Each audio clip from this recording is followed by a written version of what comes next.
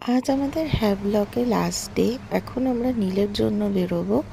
ক্রুশ আছে, তো রেডি হয়ে বেরোতে একটু লেট হয়ে গেছে। সবাই খুব সম্ভবত চলে গেছে রেস্টুরেন্টে ব্রেকফাস্ট করার জন্য। চলো আমিও যাই।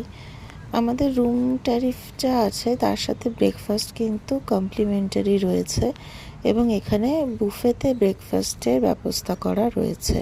এক্ষেত্রে একটা কথা জানিয়ে রাখি, হ্যাভলক আর পোর্ট ব্লেয়ারে কিন্তু খাবারের দাম তুলনামূলকভাবে অনেকটাই বেশি, এবং কোয়ান্টিটি আমাদের কলকাতার তুলনায় কিন্তু কমই পাওয়া যায়। তো চলো দেখে নিই, বেশি কথা না বলে আজকে ব্রেকফাস্ট মেনুতে কী আছে। এখানে প্লেট, বোল আর চামচ দেওয়া আছে। প্রথমেই রয়েছে ইডলির সাথে খাওয়ার জন্য সাম্বার, ডাল, আলুর পরোটা দিয়ে টক দই দেওয়া আছে, চাইলে তোমরা টক দই নিতে পারো সাইডে।